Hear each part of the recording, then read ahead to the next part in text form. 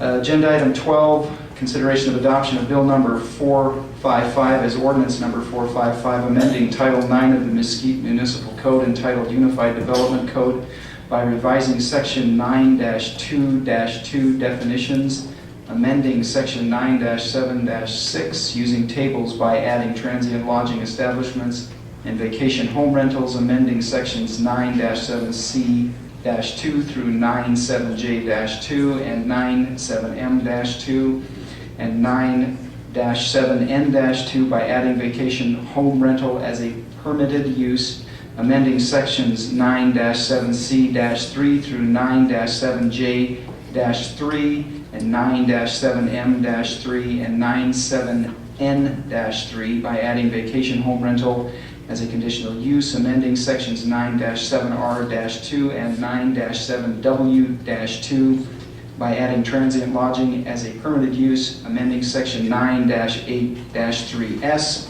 by adding standards for vacation home rentals and other matters properly related thereto. Councilman Withelder, Councilman Littman, you have a... Thank you, Your Honor.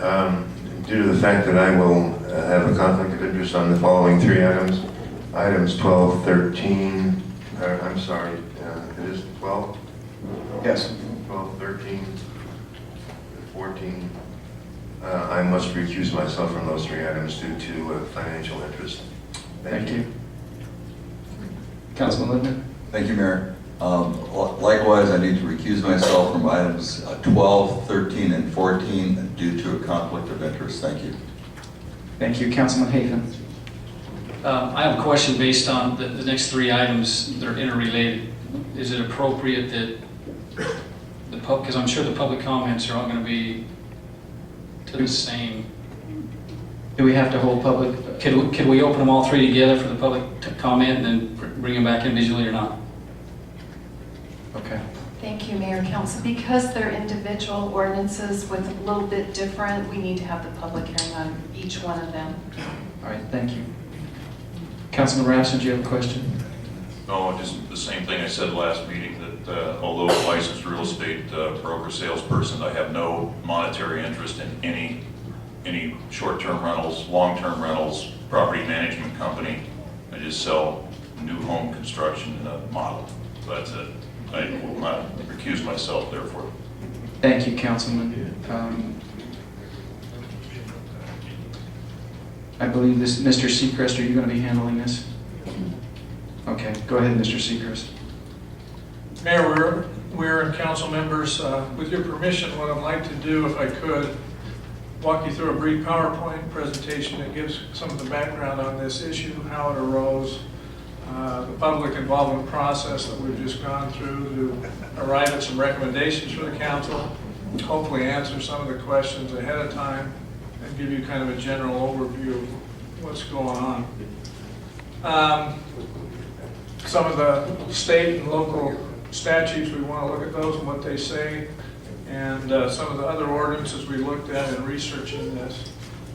About a year ago, we had a property owner at Hawk Ridge Condominiums come to the city and file a complaint. Basically asked for a zone verification, and what that means to us is that he wanted to see the chapter and verse in the city code where it permitted short-term rentals in residential areas, particularly the high-density multifamily 4 zone.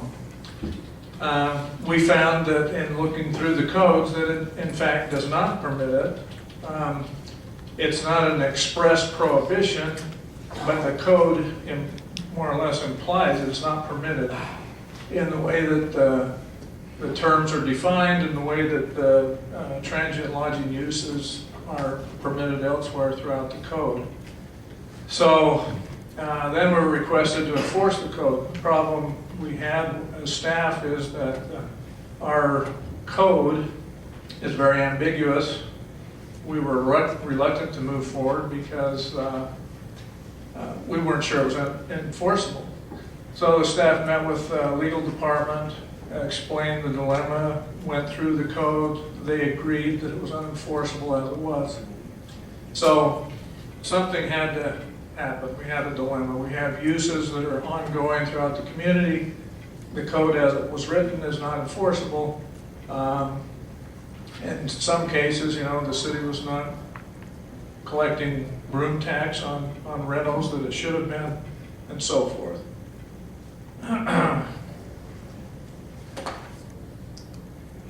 So we looked at the NRS first for some guidance to see what it said. Basically, the NRS tells us two things about short-term rentals. Number one, the city council or the governing body of each incorporated city shall impose a tax of 2% of the gross receipts from the rental of transient lodging in that city upon all persons in the business of providing lodging.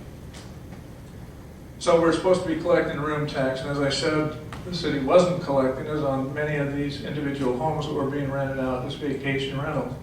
Some of the owners knew that a room tax should be paid, and they were paying directly to the state. But it was kind of a hit and miss proposition. Also, the room tax is actually 12% if you take into account the state and local rate, as per the interlocal agreement that you were emailed last week.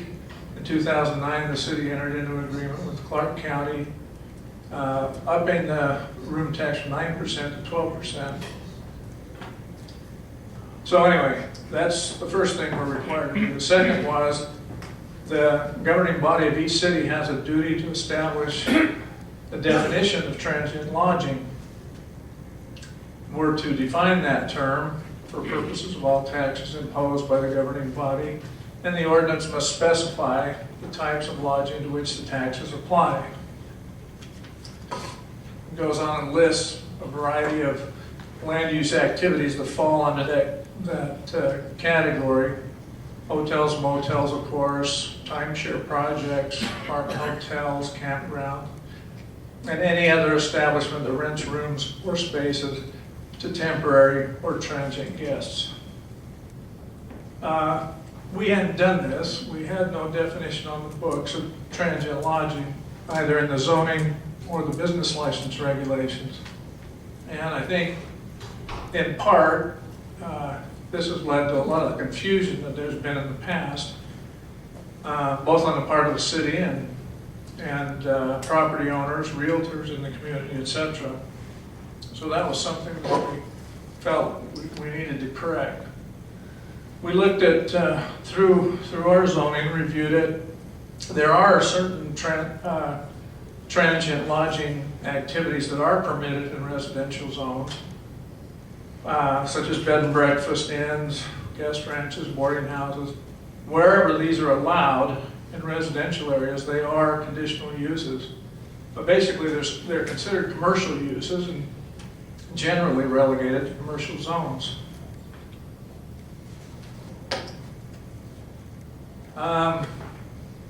So at this point, we felt like before moving forward with either crafting new ordinances or enforcing the ones we have, we need to try and get everybody on the same page.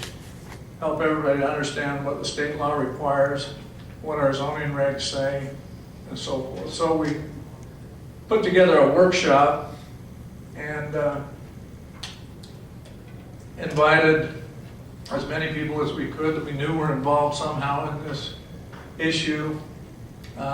We found that it wasn't just Hawk Ridge, but there were a number of projects in town that have been engaging in short-term rentals for some time. So all those property owners were notified. We invited them to come to a workshop so we could talk about this. And we presented, again, the same things we're talking about tonight, what the state law says, what our zoning says. And then we surveyed the attendees. We asked them about how they felt about short-term rentals, what were the issues, what were the concerns. If they were to be regulated by the city, what kinds of limits or regulations would they feel are appropriate. We talked about some of the things that we'd seen as staff in other cities' codes and regulations. So we got some input and feedback from the people on some of those issues. It was suggested at that initial workshop that maybe we ought to form an ad hoc advisory committee of citizens to work with the staff in formulating some recommendations to the city council. And you all had asked that back in May that we do that and come back in September or closely thereafter and make a report on our findings. So we thought that was a good idea. We started inviting people to sit on a committee and work with staff. It involved homeowners, both those for and against the short-term rentals, property managers, realtors, any interested parties with the projects that were involved with short-term rentals. And we met 3 different times. The first meeting, we talked about definitions. We reviewed some of the terms defined in Clark County and Las Vegas ordinance, and started talking about some of the codes that we'd seen from other jurisdictions. And many of the members or citizens who came out to serve on this committee had been doing some research themselves and brought some ordinances and some ideas about what they thought should be included. In the second meeting in July, we reviewed these other ordinances in earnest. We talked about what we liked, what we didn't like, and so forth. And then the committee asked staff to prepare some draft bills that they could review at their final meeting in July, which we did. And these are some of the communities whose ordinances we reviewed and trying to come up with some recommendations. Rancho Mirage, California, Palm Springs, South Lake Tahoe, Douglas County, Nevada, St. George, etc. So we went through the things that we liked. We prepared some draft ordinances. The committee reviewed them at the last meeting. They recommended some final changes that they wanted to see. Staff made those changes. And we asked the committee, with those changes, were they prepared to have this go for review to council? They said yes, or at least the majority of them said yes. So we agreed to move it forward with one recommendation from the committee without a minority report. So there are 3 ordinances that we proposed. There's one for the zoning ordinance and 2 for business licensing. And that brings us to the first item, item 12, bill number 455. This draft bill does 3 things. It adds new definitions for transient lodging and vacation home rentals, which we didn't have prior to this time. It identifies the zones where they're permitted or conditional uses, and basically they're permitted if the CCNRs or bylaws of that particular community expressly allow short-term or vacation home rentals. And that's worth discussing, I think, for just a second here. Had a lot of discussion on this. Some of these communities have amended their bylaws or their CCNRs to just be silent on the topic. They don't prohibit it, they don't necessarily permit it. We felt that wasn't good enough. There needs to be an express permission in their CCNRs or bylaws allowing vacation home rentals or short-term rentals if it's going to be a permitted use.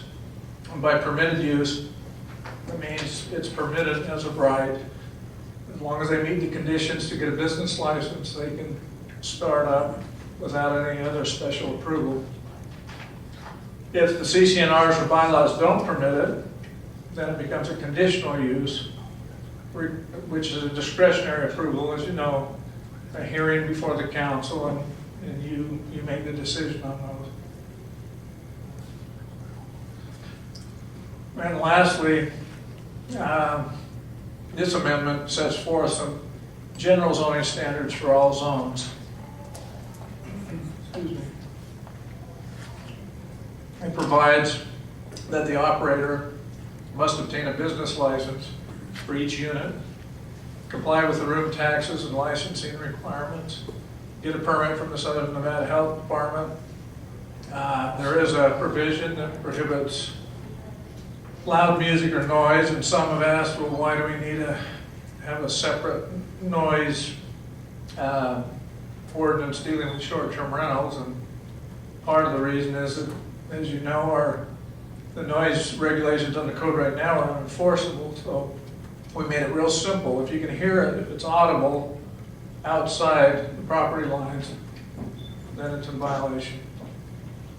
They're required to limit the occupant parking to the number of spaces they have provided. If there's a change in operator, they're required to get a new license. Operator or agent is expected to respond to complaints. We have language in the code, now in the business license regs, for a local contact person must be able to respond to the site within an hour when there's a complaint, so that it can be addressed. And one of the big issues that people had, as we talked about this in the workshop and in committee, was security, and in dealing with those kinds of issues when they come up. And the owner must comply with the business license conditions.